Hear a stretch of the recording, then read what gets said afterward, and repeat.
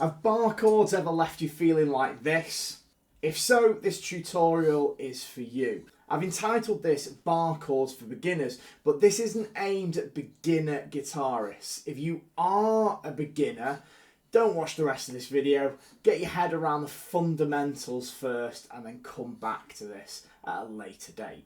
This is actually one of the hardest things that you will learn to do on your guitar. So a decent knowledge of the basics is absolutely crucial before you attempt anything like this. I don't know whether this is just going to be one video or whether it's going to be a sequence of videos. I'll just see how long it is and then I'll break it up into chunks if needs be. Firstly, let's define what a bar, spelt B-A-R-R-E, chord actually is. Now, to bar means to play multiple strings with the same finger. It's not a chord that you order drinks from. Why are bar chords important? Well, if I take the chord of C major and I move it here to frets 4, 5 and 6, you can hear that it loses its major quality. So it doesn't sound like a happy kind of chord, it sounds like something else. Here's it in first position, this is C major. Here it is again further up. Here it is again further up again. And again. So the only place that it actually sounds the way that it's supposed to is on frets 1, 2 and 3. Now the reason for this is that in this chord we have a combination of fretted notes and open string notes. And as I move across the guitar's neck, the fretted notes move either up or down in pitch depending on the direction that I'm travelling in, but the open strings stay the same. And as a result, the relationship between the notes changes as I move the chord around. But with a bar chord like this, there are no open strings. So I can move this chord around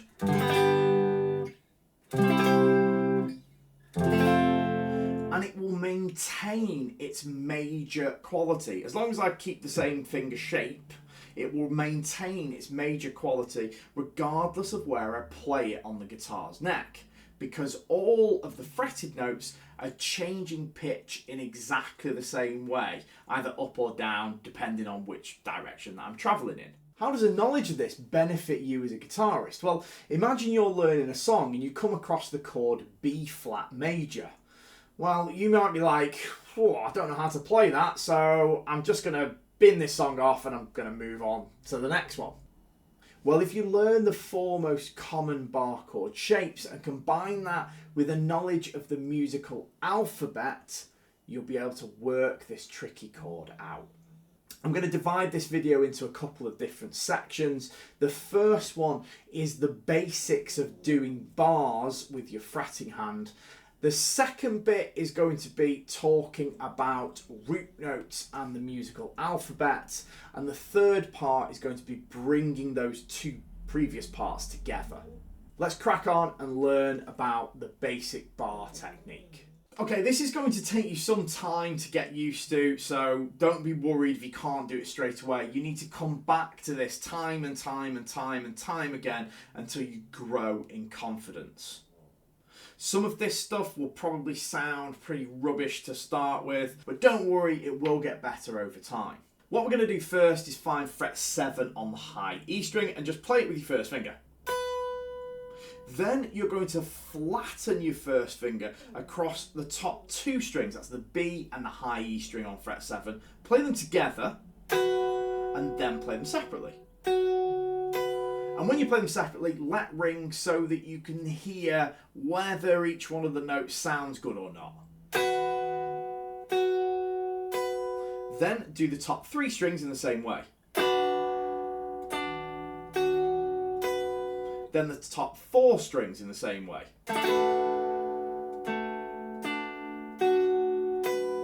Now, as you start to use more and more of your first finger, you might find that some of the strings sound a bit.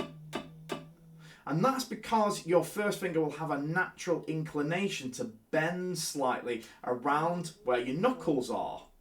Now you'll see this a little more when you do the top 5 and then all 6 strings. So now we're going to do the top 5 strings using your first finger. Play them separately. And probably there the G or the B string around where your knuckle is sounded a bit choked.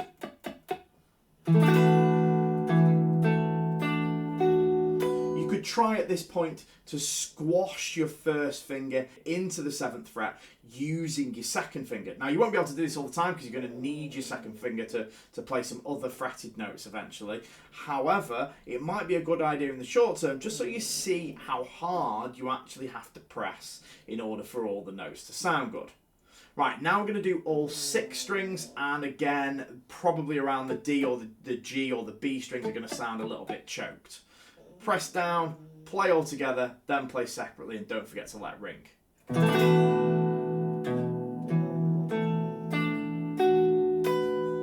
Okay, let's do it from the beginning after 4. 2, 3, 4. 2 strings. Play them separately.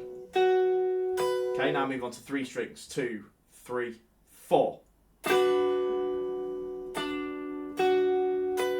4 strings. 2, 3, 4.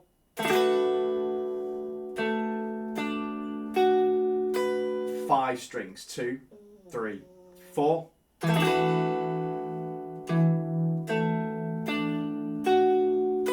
All 6. 2, 3, 4.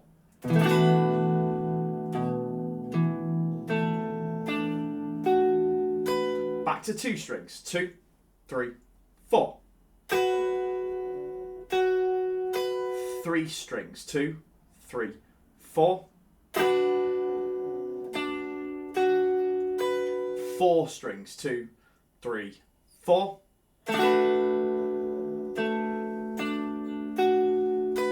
5 strings. 2, 3, 4.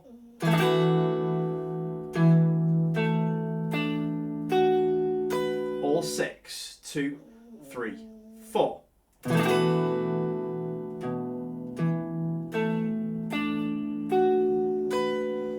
Sometimes you're going to need to do a bar chord with finger number 3 instead of finger number 1. Now, there's no point in doing the whole guitar, but we're going to do 2 strings, 3 strings, and then 4 strings. You'll notice that this feels a little harder simply because your third finger won't be as confident, won't be as strong as your first finger. So 2 strings after 4. 1, 2, 3, 4. 3 strings. 2, 3, 4. 4 strings. 2, 3, 4. Back to 2 strings. 2, 3, 4. 3 strings. 2, 3, 4. 4 strings. 2, 3, 4.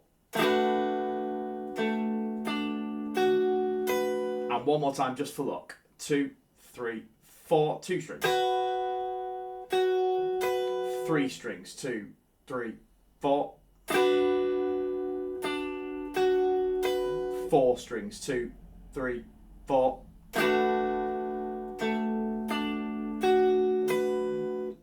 Now at this point you need to practice what we've just learned. So I'm going to call this episode, if you want, here, and then I'm going to produce another one where we actually start to learn some of the 4 most common bar chord shapes like I mentioned earlier in the video. So make sure you do some practice of this before you move on to the next one. And I'll see you again soon.